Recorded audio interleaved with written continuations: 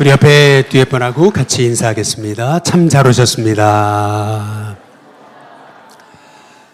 예, 우리 한 번 더 인사하시겠습니다. 복의 중심이십니다. 예, 우리 마지막으로 인사하겠습니다. 가족이 은혜 아래 세워지시기 바랍니다. 우리 같이 인사하겠습니다. 예, 구정 명절을 맞아 원근각지로 떠나는 여러분의 걸음이 복의 걸음이 되시길 주님의 이름으로 축복합니다. 가정이 믿음에 세워지고 또 가정 안에 웃음이 넘치고 또 기도와 찬송이 끊이지 않는 복의 가정 되시길 주님의 이름으로 축복합니다. 기도하겠습니다. 좋으신 하나님, 은혜 자리에 와서 하나님의 말씀 듣게 하시니 감사를 드립니다. 내 마음에 맞는 내 편의대로 신앙생활하는 것이 아니라 항상 우리의 선택의 기준이 하나님이 기뻐하시는 일인가를 묻게 하시고 어려운 길을지라도 늘 하나님이 원하시는 그 삶의 자리에 우리가 있는 복의 중심, 복의 통로가 되고 믿음으로 사는 하나님의 종들이 되도록 성령님, 오늘도 말씀 가운데 우리에게 말씀해 주옵소서. 예수 그리스도의 이름으로 기도드리옵나이다. 아멘. 미국에서 참 많은 부흥하는 교회를 다녀봤습니다. 그 중에서 참 잊혀지지 않는 한 교회가 있어요. 그 교회가 그 유명한 세들백 교회라는 교회였습니다. 주차장에서 딱 내렸거든요. 근데 교회가 워낙 크다 보니까 주차장도 커요. 그런데 딱 내리는 순간 찬송이 들려왔습니다. 스피커가 없는데 어디서 들리지? 이렇게 봤더니 돌에서 찬송이 들려와요. 보니까 스피커를 돌로 만들어 놓은 거죠. 그래서 찬송이 이렇게 들려왔습니다. 참 감동이었어요. 근데 교회가 크다 보니까 조금 이렇게 언덕 같은 걸 넘었어요. 근데 딱 넘자마자 이제 보이는 게 하나 있었어요. 그게 뭐냐면 갈보리 언덕이었습니다. 딱 갈보리 언덕인지 알아볼 수 있었던 이유는 거기 십자가가 3개 딱 이렇게 거기 놓여져 있었기 때문에 저 갈보리 언덕이구나. 그런데 이렇게 오른쪽을 보니까 굴이 있어요. 저거는 분명 부활하신 예수님의 빈 무덤일 거다. 이제 그런 생각을 가지고 갔더니 실제로 빈 무덤을 거기다 이렇게 만들어 이제 놓았던 겁니다. 예배당을 향하여 오는 성도마다 십자가를 바라보도록, 더구나 부활의 주님을 바라보도록 교회가 그렇게 만들어 놓은 거죠. 딱 예배당에 가려고 입구에 들어섰습니다. 근데 보니까 아주 다른 교회에서는 볼 수 없는 아주 정말 감동적인 장면이 있었어요.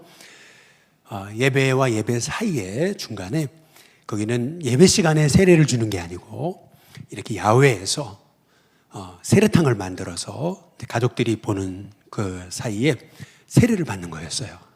그런데 세례받는 분들마다 막 감격의 눈물을 흘려요. 그리고 가족들도 막 감격하면서 세례를 받는 이제 그런 모습을 보면서 참 마음에 감동이 있었어요. 그리고 딱 예배당에 들어가서 이제 예배를 드리는데 이제 우리 같은 전통적인 예배는 아니었고 이제 컨템포러리 예배였는데 딱 예배를 인도하는 그 찬양팀의 모습에서 엄청난 은혜를 받은 거예요. 앞에 한 3분 정도 이렇게 찬양을 이끌어가는 분들은 마이크를 잡았어요. 그런데 뒤에 코러스가 한 20명 이렇게 서 있는데 이분들은 마이크를 안 잡았습니다. 그러면 마이크를 안 잡으면 괜히 뻘쭘하잖아요. 그런데도 전혀 의식하지 않아요. 얼마나 기쁨이 넘치고 제가 도전받은 부분은 이런 부분이었어요. 딱 코러스로 선 분들이 예를 들면 백인이면 백인, 흑인이면 흑인 딱 구분돼야 되는데 그게 아니고 백인, 흑인, 히스패닉, 동양인 그리고 이렇게 몸도 조금 등치가 있는 분 그리고 굉장히 이렇게 마른 분 그리고 젊은 사람만 있는 게 아니었어요. 머리가 희끗희끗한 노인까지 또 아이들까지 이렇게 쫙 아주 골고루 앞에 서서 찬양을 부르는데 공통점이 하나 있었어요. 그것은 뭐냐면 막 기쁨이 묻어나오더라 라는 거였어요. 당시에 우리는 찬양팀을 했었었는데 그 찬양팀은 마이크를 안 주면은 싸움이 붙을 정도로 마이크 달라고 막 그런 분위기였는데 이게 코러스들이 마이크도 없이 그렇게 그냥 엄청나게 그냥 자연스럽게 그렇게 기쁨으로 찬양하는 모습을 보면서 굉장한 도전을 이제 받은 거죠. 부흥하는 교회는 다 이유가 있구나. 반면에 이제 미국에 이제 여러분 구글에 딱 치시면은 Top 100 Largest Churches in America라고 딱 있어요. 그게 뭐냐면은 미국의 100대 이제 부흥하는 교회들 이게 매번 통계가 나와요. 근데 딱 치시면은 그러면은 쫙 뜹니다. 그런데 이렇게 보니까 제가 있던 지역에 한 교회인데 흑인 교회예요. 아주 부흥하는 교회로 이제 거기 리스트에 올라와 있는 교회였죠. 그런데 이제 그 교회를 찾아서 갔어요. 또 뭔가 배우려고. 그런데 딱 가봤는데 뭔가 이렇게 이상하다. 뭔가 이상하다.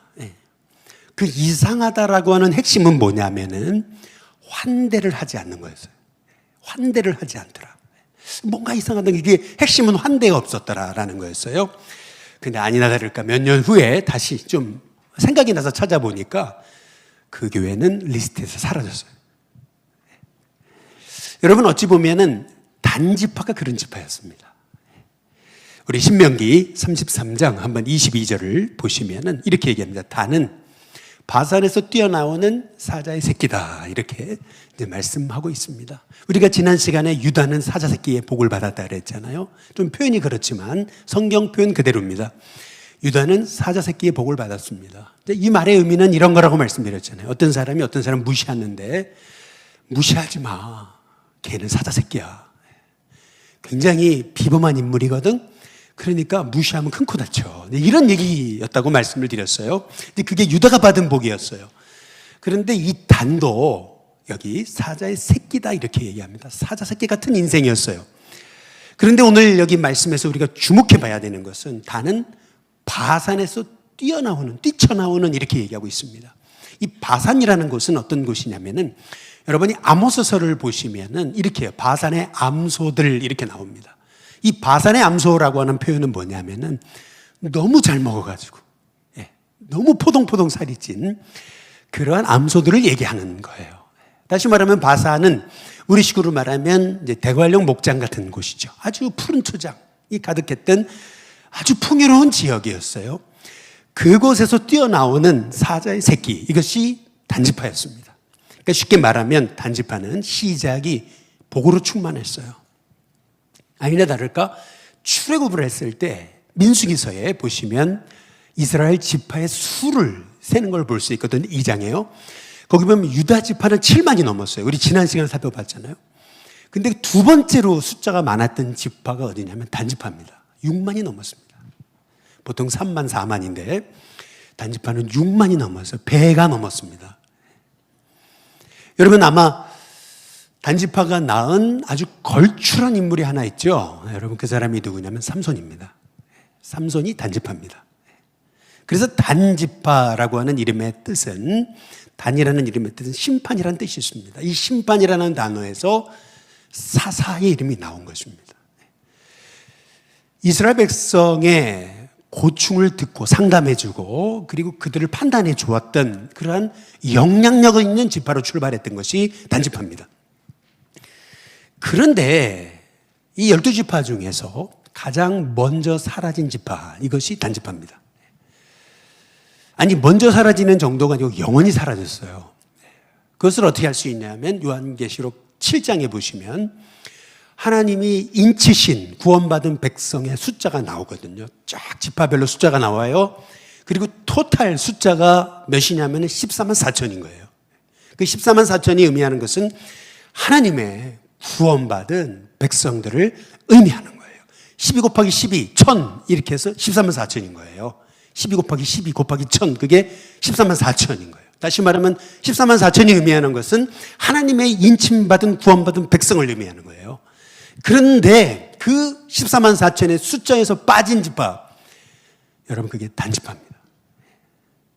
시작은 걸출했어요. 삼손을 배출할 정도로. 그런데 끝은 흔적도 없이 사라졌어요. 그게 단지파입니다. 그 이유가 뭘까? 여러분 그 이유를 사사기서를 통해서 우리는 살펴볼 수 있어요. 그래서 이 오늘 야곱의 유언을 사사기서랑 매칭을 해야 됩니다. 그 힌트가 되는 출발점이 사사기 1장 34절에 이렇게 나와 있습니다. 거기 보니까 이렇게 얘기를 해요. 아모리 족속이 단 자손을 산지로 몰아놨다 그랬습니다. 블레셋 지파가 철병거를 가지고 있고 아모리가 힘이 있잖아요. 그러다 보니까 단지파가 밀렸어요.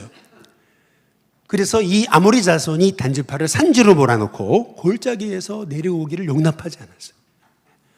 단지파는요, 유다 지파의 북쪽, 에브라임의 남쪽을 하나님께 할당받았습니다. 전체적으로 이스라엘 지도를 보시면 남쪽 지역이에요. 그런데 하나님이 약속으로 주신 그 땅에 블레셋이 살고 있는데 너무 강한 거예요. 그러다 보니까 그들을 이길 수가 없어 보였어요. 그래서 그들이 선택한 건 뭐냐 하면 이거예요. 말씀의 약속을 버린 거예요. 그리고 쉬운 땅을 찾아 나선 거예요. 그곳이 그들이 찾은 곳이 어쩌면 이스라엘 최북단이었던 거죠. 당시의 상황을 성경이 이렇게 얘기하고 있습니다. 사사기 18장 7절인데요. 우리가 사사기 18장이라고 해서 이것이 후대 일이라고 생각하시면 안 됩니다. 이거를 초기 일이라고 다들 얘기하고 있습니다. 다시 말해 단지파는요, 블레셋 아모리를 이길 수가 없었어요.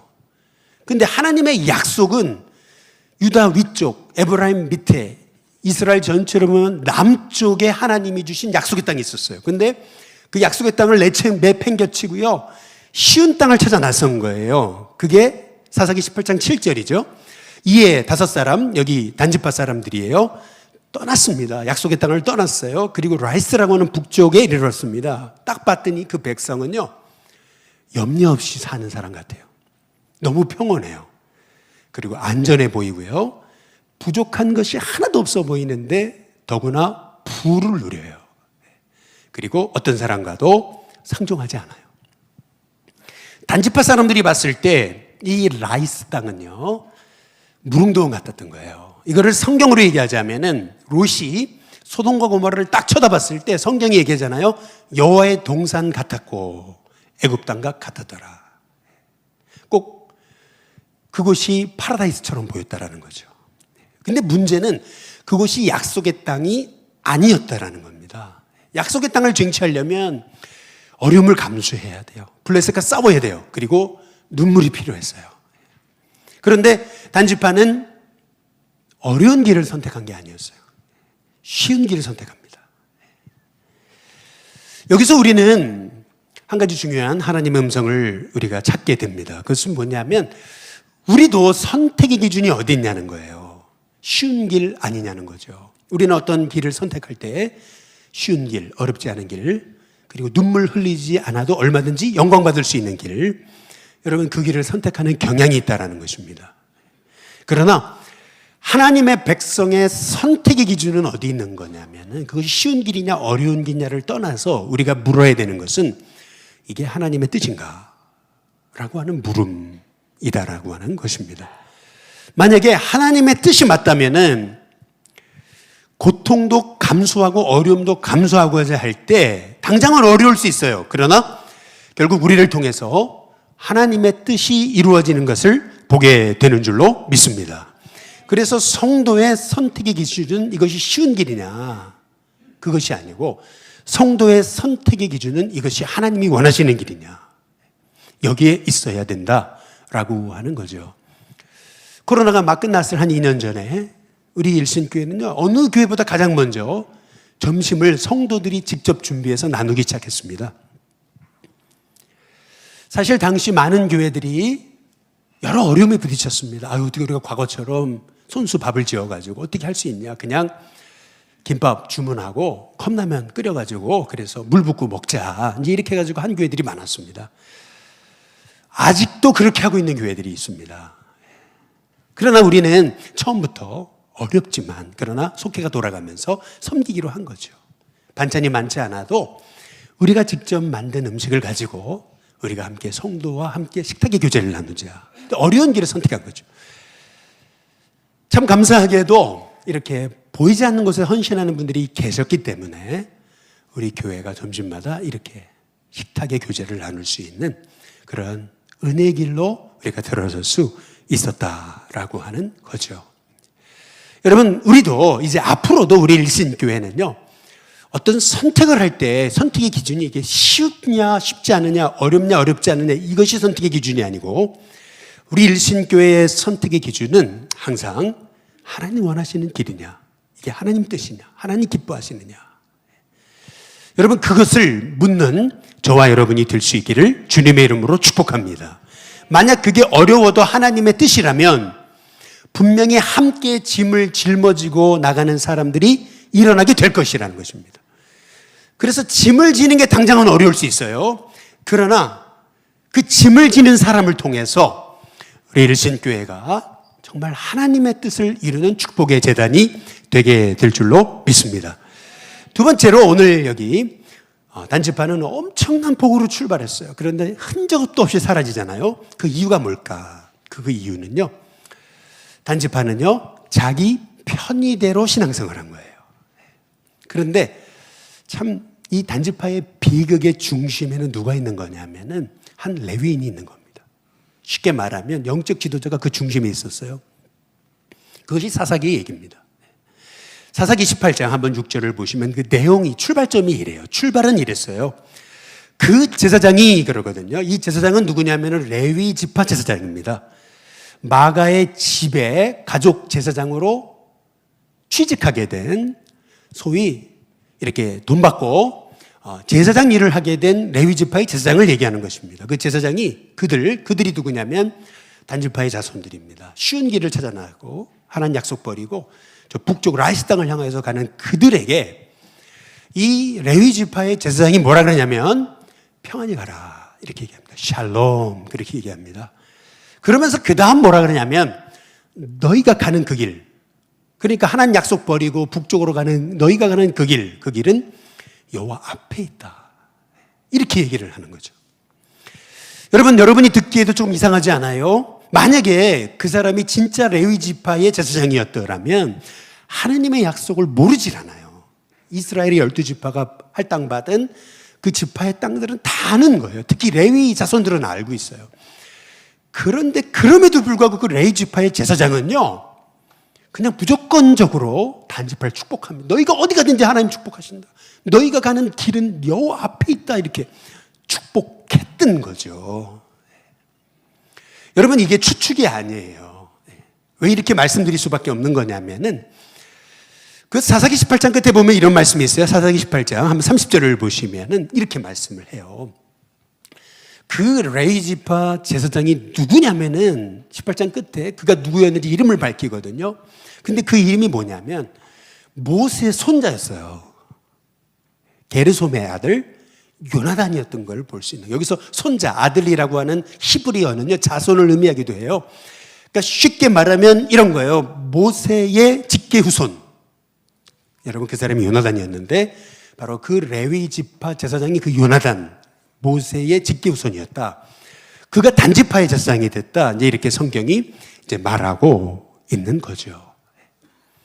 만약에 여러분 이 요나단이요 진짜 하나님의 종이었더라면은 이렇게 얘기했어야 되는 거예요. 그 단지파들한테 약속의 땅 버리고 북쪽을 향하여 가는 그들에게 너희의 길은 여호와 앞에 있다라고 얘기할 게 아니고 하나님 기뻐하시지 않는다. 그 길 가지 말아야 된다. 돌이켜라. 라고 얘기했어야 된다라고 하는 거죠. 우리 식으로 말하면 이제 이런 겁니다. 어떤 분이 이제 개업을 했어요. 그런데 그 직업은 주일 성수를 할 수 없어요. 예배를 못 지켜요. 여러분, 그러면 목회자는 어떻게 해야 되는 거냐면 무조건 이 사람 잘 되고 축복해달라고 할 것이 아니고 하나님 이 사람을 축복해달라고 축복을 해야죠. 그러나 그렇게 기도해야 되겠죠. 하나님 이 사람 마음껏 축복해달라고. 그러나 이분이 예배의 축복 잃어버리지 않게 해달라고. 믿음 안에 돌아오게 해달라고.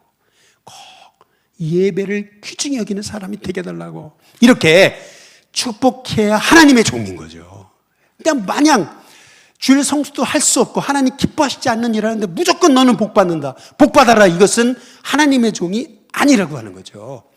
그런데 이 레위 지파 이 요나단은요, 이 모세의 직계 후손은 단지파가 듣기 원하는 말을 해준 거예요. 그러니까 어떻게 돼요? 단지파가요 이 요나단을 너무 좋아하잖아요. 그래서 이 단지파가요 요나단에게 제안하는 게 있어요. 그게 뭔지 아세요? 사사기 18장 한번 19절에 보시면 이렇게 제안을 합니다. 한 미가라고 하는 가족의 제사장이었던 이 요나단에게 단지파의 자손들은 이렇게 얘기를 하는 거예요. 네가 한 사람 집의 제사장이 되는 것, 그것과 이스라엘 한 지파 한 족속의 제사장이 되는 것, 이 둘 중에서 어느 것이 낫겠냐 생각해 봐라. 이렇게. 쉽게 말하면 이런 거예요. 개척교회 목사할래? 대형교회 목사할래? 그렇잖아요. 너 대형교회 목사하면은 너 수입도 많이 더 벌 수 있고 너 사람들은 존경받을 수 있어. 근데 이 얘기예요. 여러분, 여기서 말씀하고 있는 것은 뭐냐면은 뭐 대형교회가 잘못됐다고 얘기하는 게 아니에요. 지금 여기서 중요한 핵심은 뭐냐 하면은 자기 편의대로 신앙생활을 시작했는데 그거를 목회자가 그냥 말씀에 올바른 안내와 훈계 없이 그냥 그들을 그냥 축복해버리는 거예요. 다시 말해 하나님의 뜻은 사라졌어요. 자기 소견에 옳은 대로 행하는 성도와 목회자를 볼 수가 있는 거죠. 그래서 사사시대는 말씀이 사라진 시대거든요. 그러면 말씀이 사라졌다. 우리가 하나님 이 땅이 말씀이 사라졌습니다. 이렇게 기도하잖아요. 그러면 말씀이 사라졌다는 의미가 뭘까요? 말씀이 사라졌다는 의미는 뭐냐 하면은 이런 말이에요. 내 죄를 보게 하고 죄를 자복하고 회개하는 말씀이 사라졌다는 뜻이에요. 그러니까 늘 듣기에 좋아하는 말씀만 전하는 거죠. 여러분, 말씀이 사라졌다는 것은 결국에는요, 나를 찌르는 말씀, 나를 책망하는 말씀, 회개를 촉구하는 말씀을 사람들이 듣기 싫어하는 때가 됐다라는 얘기입니다. 여러분, 그래서 참 복을 받으려면 어떻게 돼야 되는 거냐면요, 듣기에 좋은 말씀만이 아니고 나를 책망하는 말씀도 하나님의 음성으로 받는 하나님의 종들이 돼야 될 줄로 믿습니다. 한번 여러분의 신앙생활을 돌이켜보세요. 최근에 신앙생활을 돌이켜보시면 여러분 말씀을 통해 정말 하나님 앞에 회개한 적이 있습니까? 정말 말씀을 통해 하나님 제가 잘못 살았습니다. 이제 그렇게 살지 않겠습니다. 하나님 이 말씀대로 살아보겠습니다. 힘들지만 이 말씀대로 제 편의가 아니라 하나님의 말씀에 입각해서 한번 살아보겠습니다. 여러분, 그런 고백이 여러분에게 있었냐는 거예요. 그런 고백이 없었다면 여러분도 말씀이 사라진 거예요. 그러나 나를 찌르고 회개케 하는 말씀이라 하더라도 이제는 그 과거의 삶으로 제가 허덕이지 않겠습니다. 이제는 정말 힘들어도 어려워도 내 편의에 맞지 않아도 한번 말씀 갖고 살아보겠습니다.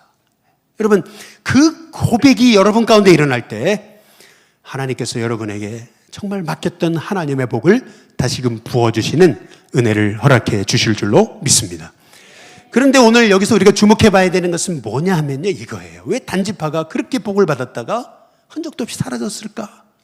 그 이유가 있는 거예요. 그건 뭐냐면 처음에는 자기 편의대로 신앙생활 하는데 그걸 레위 지파가 그냥 축복해 줘버려요. 요나단이 그것도 모세 직계우손이.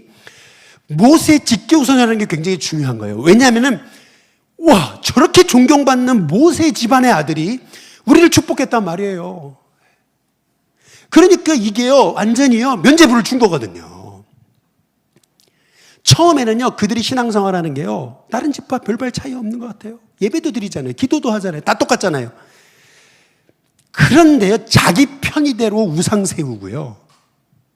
그리고 비나이다. 근데 너 복 받아라. 이렇게 된 거잖아요.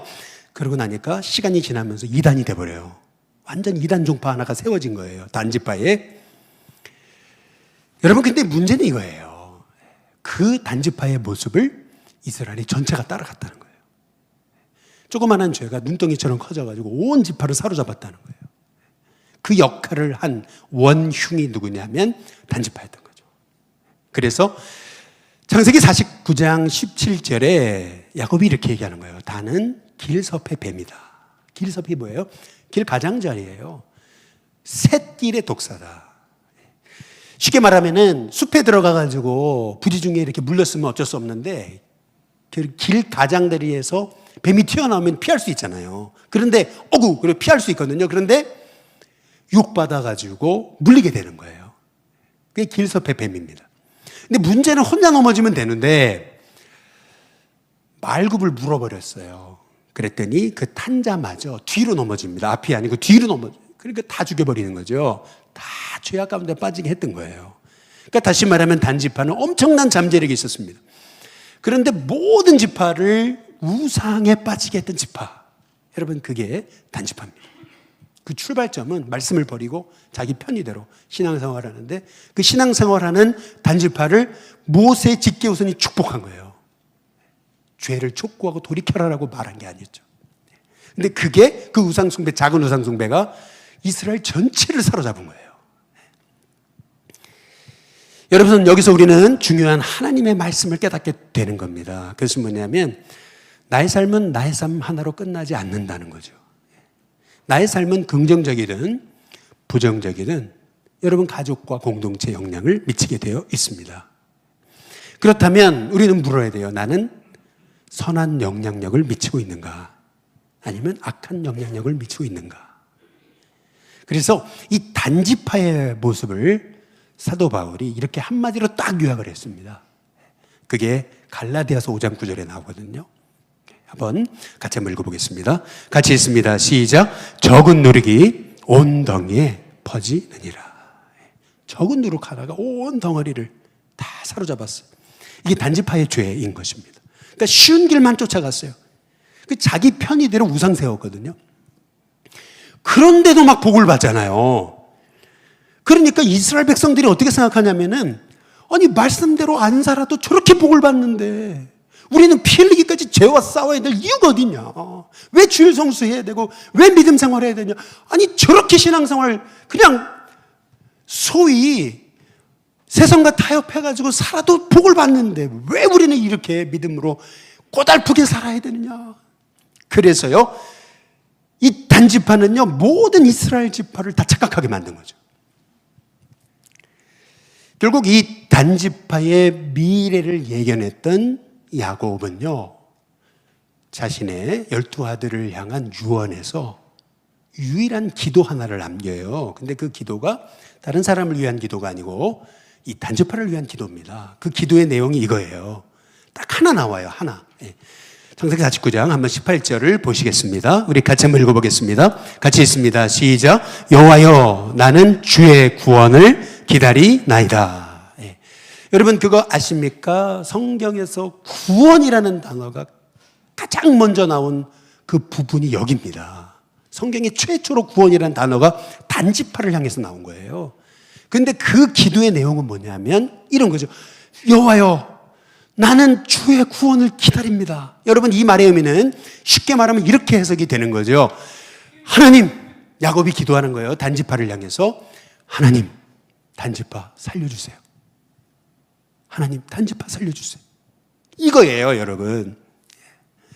여러분 여기서 우리는 너무나 중요한 영적 교훈을 받게 되는 것입니다.